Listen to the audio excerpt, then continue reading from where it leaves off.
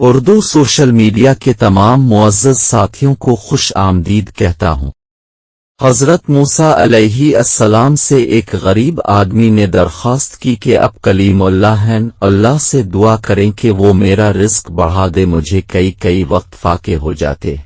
حضرت موسیٰ علیہ السلام نے بارگاہ خداوندی میں اس کی درخواست پیش کی تو بتایا گیا کہ اس آدمی کی قسمت میں کلیل روزی ہے، اس لیے ہمارے ہاں سے تھوڑا کر کے اسے روز دیا جاتا ہے تاکہ آخر تک ملتا رہے۔ اس شخص کو جب یہ بات معلوم ہوئی تو اس نے درخواست کی کہ آپ اللہ تعالیٰ سے سفارش کر کے میری قسمت کا سارا رزق مجھے ایک ہی بار دلوا دیں۔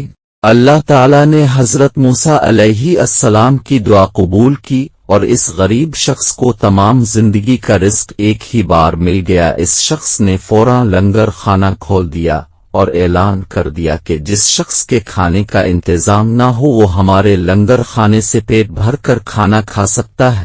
حضرت موسیٰ علیہ السلام کو اس کی اس حرکت پر تعجب ہوا، انہوں نے اسے سمجھانے کی کوشش کی لیکن جب وہ نہ مانا تو مایوس ہو کر چلے گئے۔ ایک ہفتے بعد ان کا ادھر سے گزر ہوا تو دیکھا کہ لنگر خانہ ابھی تک جاری ہے۔ دوسری مرتبہ وہ 1 ماہ بعد اور پھر تیسری مرتبہ 6 ماہ بعد گزرے تو اپنے حسب معمول اسی طرح لوگوں کو لنگر خانے سے کھانا کھاتے دیکھا۔ ان کا خیال تھا کہ اس غریب آدمی کی دریادلی کی بدولت سارا رزق چند روز میں ختم ہو جائے گا، مگر لنگر خانہ ابھی تک مسلسل جاری تھا۔ اپنے اللہ تعالیٰ سے عرض کیا، اللہ یہ کیا قصہ ہے، اس کا تھوڑا سا رزق ابھی تک چل رہا ہے۔ جواب آیا، بے شک اس کی قسمت میں تھوڑا سا ہی رزق تھا جو اب تک ختم ہو جانا چاہیے تھا، لیکن ہمارا قانون ہے کہ جو شخص ہماری راہ میں کچھ خرچ کرتا ہے تو ہم اس کا 10 گنا اس کو دنیا میں